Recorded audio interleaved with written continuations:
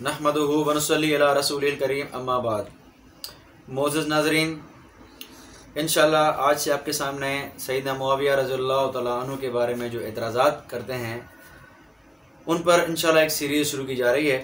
तो इंशाअल्लाह उसका आज पहला पार्ट है और सबसे पहला जो मशहूर एतराज़ अमीरुल मोमिनीन सैयदना मुआविया रज़ियल्लाहु तआला अन्हु पर मुखालिफिन करते हैं उसका आपके सामने इंशाअल्लाह जवाब तफसीली पेश किया जाएगा। सबसे पहला और मेन एतराज़ इनका होता है सैयदना मुआविया रज़ियल्लाहु तआला अन्हु पर कि सैयदना मुआविया रज़ियल्लाहु तआला अन्हु बागी हैं। ठीक है जी। और रसूलुल्लाह सल्लल्लाहु अलैहि वसल्लम ने फरमाया है कि ए अम्मार, तुमको बागी गिरोह कत्ल करेगा, तुम उनको जन्नत की तरफ बुलाओगे, वो तुमको जहन्नम की तरफ बुलाएंगे। ये बुखारी मुस्लिम और मुख्तलिफ किताबों में रिवायत मौजूद है। ठीक है, इसलिए कहते हैं कि सैयदना अम्मार को गिरोह मुआविया ने कत्ल किया इसलिए वो बागी हुए। तो इस पर आते हैं हम। तो अब इसका जवाब हम देखते हैं कि इसकी हकीकत क्या है। सबसे पहली बात तो हदीस अम्मार पर आते हैं। हदीस अम्मार पे हमें कोई इतराज़ नहीं है कि हदीस अम्मार बिल्कुल ठीक है, बिल्कुल सही है। इसके जो अल्फाज हैं जन्नत की तरफ बुलाने वाला और जहन्नम की तरफ बुलाने वाला, ये जो अल्फाज हैं, ये अल्फाज जो हैं ये साबित नहीं है। आप देखें जिस रिवायत में इकरमा रावी होगा, इकरमा होगा, तो इसमें उस रिवायत में ये अल्फाज होंगे जन्नत और जहन्नम वाले। जहाँ इकरमा नहीं होगा वहाँ ये अल्फाज भी नहीं होंगे। और इकरमा कौन है? इकरमा खारजी है। इकरमा के खारजी होने की दलील क्या है? आप तहज़ीब खोल के देखें। तहज़ीब में आपको मुख्तलिफ मुहद्दिसीन के बहुत सारे इकबालात मिलेंगे कि इकरमा खारजी था, हरूरिया था, इसने मगरिब में खारजियत फैलाई, नजदिया वगैरह, ये सारे इकबालात आपको तहज़ीब में मिलेंगे। ठीक है, अब आएँ, ये तो कुतुब रिजाल अहले सुन्नत की है। अब जरा शिया रिजाल की तरफ देखते हैं। शियों के मोतबर आलिम शाहरुदी अन-नमाजी, इनकी किताब है मुस्ततरिफातुल मआरी, ठीक है, उसका सफ़ा नंबर 244, उसमें वाज़ेह लिखा हुआ है इकरमा मौला इब्न अब्बास रवल किशी रिवायतुन युस्तफादु मिनहा ज़म्मुहु व इनहिराफु अन अहलुल बैत के रिजाल किशी में इसकी मजम्मत और इसका इकरमा का अहल बैत से मुनहरिफ होना, इनहिराफ होना मौजूद है। और मुनहरिफ अहल बैत खारजी होता है, नासबी होता है। ठीक है, तो खारजी भी वही होता है कि सैयदना अली से बोझ रखे, उनके अहल बैत से बोझ रखे, साथ साथ सैयदना मुआविया से भी बोझ रखे। ठीक है, तो सैयदना मुआविया से भी खारजी का बोझ होता है, इसलिए ये इजाफा जो है इकरमा की रिवायत में आपको मिलेगा। हम ये कहते हैं कि ये इजाफा इकरमा का है, इसीलिए जो इसकी मजहब की तायद में है, यानी सैयदना मुआविया की तनकीद में है कि जहन्नम की तरफ बुलाने वाले हैं वो, इसलिए हम कहते हैं कि इकरमा खारजी था और खारजी बोझ मुआविया रखते हैं, इसलिए इकरमा की रिवायत ये अल्फाज बढ़ाए हुए हैं, ये कबूल नहीं है। जहाँ इकरमा नहीं है वहाँ उठा के देखें आप, वहाँ आपको ये अल्फाज नहीं मिलेंगे कि जहन्नम की तरफ बुलाने वाले होंगे और अम्मार जन्नत की यहाँ बुलाने वाला होगा। आप मिसाल ले लें, यही मुसन्नफ इब्न अबी शैबा जिसको इंजीनियर मोहम्मद अली मिर्जा ने अपना रिसर्च पेपर 5C के नाम से करके पेश किया है, उसमें आप देखें, उसमें आप देखेंगे तो इकरमा वाली रिवायत मौजूद होगी सफ़ा नंबर 773 में वाज़ेह मौजूद है। उसमें आप देखें इकरमा रावी नहीं है, लेकिन उसमें ये अल्फाज भी नहीं है कि वो जहन्नम की तरफ बुलाने वाले होंगे। सिर्फ ये है कि तक़्तुल बागिया कि अम्मार तुम्हें बागी गिरोह कत्ल करेगा। ठीक है, तो जहाँ अम्मार होगा वहाँ जन्नत जहन्नम वाले अल्फाज होंगे, जहाँ इकरमा नहीं है वहाँ ये अल्फाज नहीं है। तो इससे साबित हुआ कि इकरमा खारजी है और खारजी जो है वो उसने ये अल्फाज ऐड किए हैं जो हमें काबिल कबूल नहीं है क्योंकि उसके मज़हब की तायद में है। ये तो हदीस अम्मार की तरफ हम आए। अब आते हैं बागी की तरफ कि सैयदना मुआविया रज़ियल्लाहु अन्हु बागी हैं, तो किस एतबार से बागी हैं। अब आते हैं इसकी तरफ। सबसे पहली बात तो ये है कि बागी की तारीफ, बागी की डेफिनेशन क्या है उसकी तरफ आते हैं। बागी की डेफिनेशन आप देखें, कुतुब अहनाफ खोल के देखें, उसमें आपको वाज़ेह तौर पर बागी की डेफिनेशन मिलेगी। ये पहला हवाला मैं आपके सामने पेश करने जा रहा हूँ, कुतुब हनफिया की मोतबर किताब अल बिनाया फी शरह हिदाया, उसमें वाज़ेह तौर पर अल्लामा ऐनी रहमतुल्लाह लिखते हैं कि अल मुराद मिनल बुगात अल खवारिज, खारजियों से बागियों से मुराद कौन है? खारजी हैं। वलिहाजा ज़कर हाज़ल बाब फिल मबसूत बयानुल खवारिज, ज़ुकिर हाज़ल बाब फिल मबसूत बयानुल खवारिज, इसलिए बुगात के नाम से जो है वह मबसूत में खवारिज का अनुमान दिया गया है। ठीक है, फिर आगे लिखते हैं फ़अहलुल बग़य हुमुल खारिजून अला इमामिल हक़ बिग़ैर हक़्क़िन, खारजी कौन होता है?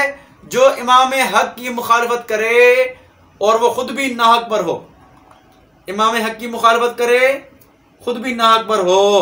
तो ये बागी की तारीफ आप ज़हन में रखें। ये दूसरी तारीफ बागी की, रद्दुल मुख्तार अल्लाह दुर मुख्तार अल्लामा शामी रहमतुल्लाह की, जिसको फतावा शामी के भी नाम से जानते हैं, उसमें आप देखें, उसमें अल्लामा हस्कफी रहमतुल्लाह लिखते हैं, उमुल खारिजून अनिल इमामिल हक़ बिगैर हक़्क़िन फलो बिहक़्क़िन फलैसु बिग़ातिन, के खारिजी वो होता है जो इमाम हक के खिलाफ हो, खुद भी नाहक पर हो। फिर कहते हैं कि वलो बिहक़्क़िन फलैसु बिग़ातिन, अगर वो हक पर हैं तो वो बागी नहीं हैं, अगर उनका मुतालबा हक है तो वो बागी नहीं है। तो ये आप डेफिनेशन बागी की तारीफ याद रखें, ताकि सैयदना मुआविया पर जब बात हो तो इंशाल्लाह आपके सामने बात वाज़ेह हो जाएगी। तो बागी की तारीफ क्या है? जो इमाम हक के खिलाफ हो, खुद भी नाहक पर हो। ठीक है, अगर वो नाहक पर नहीं है, उसका मुतालबा हक है, तो वो बागी नहीं है। ये रद्दुल मुख्तार अल्लामा शामी जो है वो की किताब है, उसमें दुर मुख्तार में हवाला है अल्लामा हस्कफी रहमतुल्लाह का। तो ये आपने देख ली बागी की तारीफ। तो जब बागी की तारीफ आपने देख ली कि बागी किसे कहते हैं, तो अब आते हैं सैयदना मुआविया रज़ियल्लाहु अन्हु की तरफ। सैयदना मुआविया रज़ियल्लाहु अन्हु के बारे में हम ये कहते हैं कि उन सैयदना अम्मार रज़ियल्लाहु अन्हु का कत्ल उनके लश्कर से हुआ, जो कि अक्सर मुहद्दिसीन ने लिखा है कि लश्कर मुआविया से ही कत्ल अम्मार हुआ है। इसलिए हम भी अक्सर मुहद्दिसीन के हवाले पे चलते हुए ये कहते हैं कि ठीक है, लश्कर मुआविया से कत्ल अम्मार हुआ। लेकिन अब यहाँ जो बागी है इसकी तरह तफसील हम करते हैं ताकि आपको बात समझ में आ जाए। एक होता है हकीकतन बागी, जिस पर बागी के अहकामात नाफिज हों कि भाई उनसे सुलह भी नहीं करनी, तब तक उनसे जंग करनी है जब तक वो आपकी बात मान लें या ख़त्म ना हो जाए, कत्ल ना हो जाए, उनसे सुलह भी नहीं होती। ठीक है, तो ये है बागी के जो है वो अहकामात। अब आए सैयदना मुआविया की तरफ। सैयदना मुआविया रज़ियल्लाहु अन्हु हकीकी बागी नहीं है कि उनके बागी के अहकामात नाफिज नहीं किए सैयदना अली ने। सूरतन बागी कहें या बज़ाहिर बागी कहें, हकीकतन बागी नहीं थे।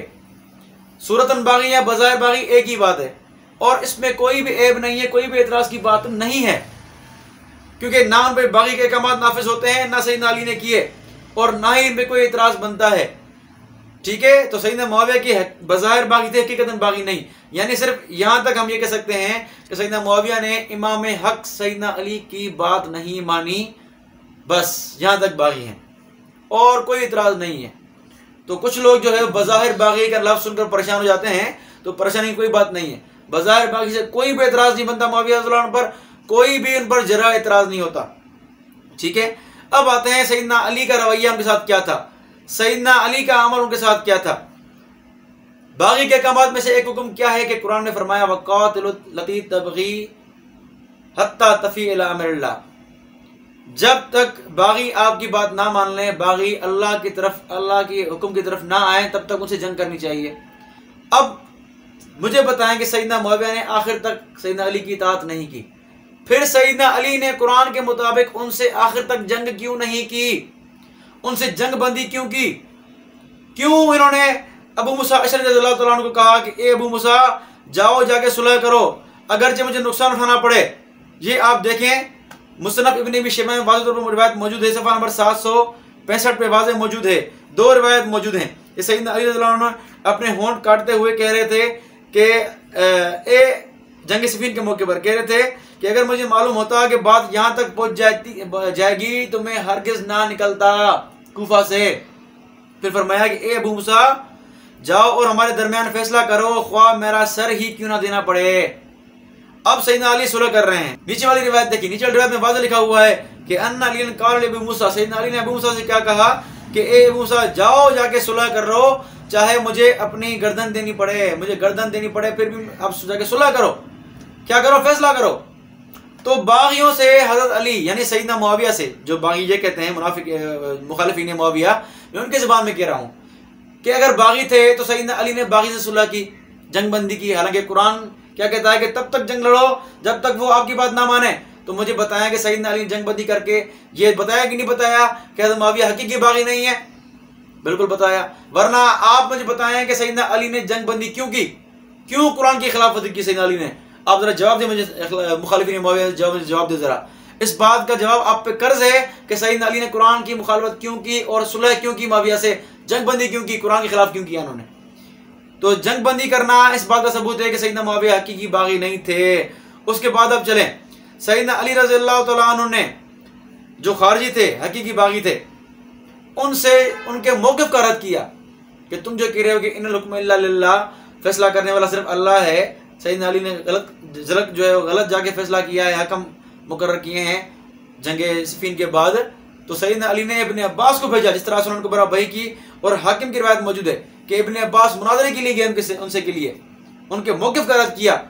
लेकिन सैयदना मुआविया के मौक़िफ़ का रद्द नहीं किया सैयदना अली ने, उसकी तायीद की, सिर्फ ये कहा कि मैं फिलहाल वक्त दिया जाए। ठीक है, किसास उस्मान का वो भी इनकार नहीं करते थे। तो गया सैयदना मुआविया के मौक़िफ़ का रद्द नहीं किया गया सैयदना अली की तरफ से। और यही मैंने तारीफ की आपके सामने फतवा शामी से कि जो हक पर हो, जिनका मुतालबा हक हो, बागी नहीं होते। तो मुआविया रज़ियल्लाहु अन्हु का मुतालबा हक था, सैयदना अली ने उनके मुतालबे का रद्द नहीं किया। इसके बरक्स जो हकीकी बागी थे खारजी, सैयदना अली ने उनके मुतालबे को रद्द करने के लिए इब्ने अब्बास को भेजा, उनसे जाके मुनाजरा हुआ। ठीक है, तो सैयदना अली रज़ियल्लाहु अन्हु ने जो मुआविया रज़ियल्लाहु अन्हु से उनके मौक़िफ़ का रद्द नहीं किया, वो क्योंकि वो समझते थे कि मौक़िफ़ मुआविया बिल्कुल सही है कि किसास लिया जाए उस्मान का। ठीक है, दूसरी ये बात। तीसरी ये बात कि सैयदना अली रज़ियल्लाहु तआला अन्हु के साथ सहाबा किराम ने नहीं दिया, और ये सबको ऊपर लाजिम है, सबके ऊपर कि खलीफा वक्त का साथ दिया जाए और वक्त के बागियों के खिलाफ लड़ा जाए। सहाबा किराम ने साथ नहीं दिया। अहले मदीना से सैयदना अली ने कहा कि आओ मेरा साथ दो, लेकिन अहले मदीना ने साथ नहीं दिया। वाज़ेह तौर पे आप देखें, तारीख इब्न कसीर में वाज़ेह मौजूद है कि अहले मदीना से सैयदना अली ने क्या कहा कि आओ मेरा साथ दो। इब्न उमर से कहा, इब्न उमर ने कहा कि मैं मदीना वालों में से हूँ, अगर मदीना वाले आपका साथ देते हैं तो मैं उनके साथ हूँ। तो अहले मदीना ने, जिनमें सहाबा और ताबईन थे, इन्होंने साथ नहीं दिया सैयदना अली रज़ियल्लाहु अन्हु का। उसके अलावा सैयदना अबू मूसा अशअरी रज़ियल्लाहु अन्हु और दूसरों ने भी साथ नहीं दिया। जब ये मामला हुआ जंगे सिफ़ीन वाला, तो बहुत से सहाबा किराम साइड पे हो गए। बहुत से सारे सहाबा किराम साइड पे हो गए। उन्होंने जो है वो ये कहा कि भाई फितना है, नबी ने फरमाया कि फितने के वक्त में जो है वो सब साइड पे हो जाएं। ठीक है, तो उन सहाबा ने ये बात की और बहुत सारे सहाबा किराम साइड पे हो गए। यहाँ तक अल्लामा इब्न कसीर ने अल्लामा इब्न सीरीन की बात नकल की है कि सहाबा किराम में से बहुत सारे सहाबा किराम मौजूद थे, लेकिन फलम यहज़ुरहा मिनहुम मिअतुन, 100 भी शामिल नहीं थे जंगी जमल सिफ़ीन में। बल लम यबलुगु 30 सहाबा किराम भी शामिल नहीं थे जंगी सिफ़ीन में और जो है वो इन जंगों में। फिर आगे कहते हैं कि अहले बदर के सहाबा किराम जो है वो इन जंगों में बिल्कुल अपने घरों में बैठ गए और वहीं से इनका जनाजा निकला। तो सहाबा किराम में शामिल ही नहीं थे इन जंगों में। ये कहना कि सहाबा किराम ने सैयदना अली का साथ दिया, मुआविया की मुखालफत की, झूठ बोलते हैं ये। ठीक है, तो सैयदना मुआविया के खिलाफ सहाबा किराम ने भी सैयदना अली का साथ नहीं दिया, क्योंकि वो समझते थे कि ये हकीकी बागी नहीं है। बहरहाल, तो मुख्तसरन आपके सामने मैंने ये बात की है कि हकीकी बागी नहीं थे, वरना अली ना उनसे सुलह करते और उनके मौक़िफ़ का भी रद्द करते। सहाबा किराम भी सैयदना अली का साथ देते, लेकिन काफ़ी सहाबा किराम ने साइड इख्तियार की। दोनों तरफ सहाबा किराम थे।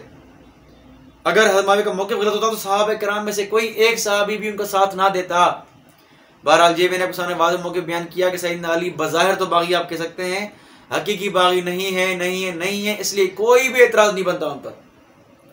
लेकिन अगर बिलफर्ज महाल हम मान भी लें कि हज़रत मुआविया हकीकी बागी हैं, तो सवाल मैं करूँगा इनसे, मुखालिफीन मुआविया से, कि मोहम्मद बिन अबी बकर जो सैयदना उस्मान के खिलाफ उन्होंने बगावत की और उनकी खिलाफ वर्जी की, तो आप मुझे बताएं कि आपने कभी मोहम्मद बिन अबी बकर पे कभी इतराज़ किया है? कभी आपने ये कहा है कि सैयदना उस्मान के खिलाफ बगावत की इन्होंने? हालांकि नबी पाक सल्लल्लाहु अलैहि वसल्लम ने वाज़ेह फरमाया था कि ए उस्मान, मुनाफिकीन तुमसे खिलाफत वाली कमीज़ उतरवाना चाहेंगे। तो नौज़ बिल्लाह कोई कहे कि मोहम्मद बिन अबी बकर नौज़ बिल्लाह मुनाफिक थे, कौन कहेगा ये? मुखालिफिन तो कहते नहीं है। क्यों नहीं कहते? क्यों कि ये बुग़्ज़ मुआविया के मरीज़ हैं, सिर्फ इनको एतराज़ करना है मुआविया रज़ियल्लाहु तआला अन्हु पर, वरना हकीकी बागी हैं मोहम्मद बिन अबी बकर।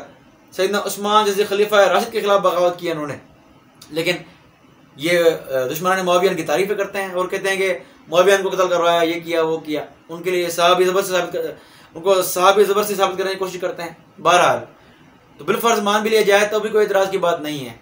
आगे चलें, अगर बिलफर्ज मान भी लें कि हज़रत मुआविया रज़ियल्लाहु अन्हु हकीकी क्या हैं, बागी हैं, फिर भी सिर्फ यही कहा जाएगा कि सिर्फ चंद लम्हे के लिए, थोड़े वक्त के लिए वो सिर्फ बागी थे। ठीक है, थोड़े वक्त के लिए बागी थे, ना कि हमेशा के लिए बागी थे।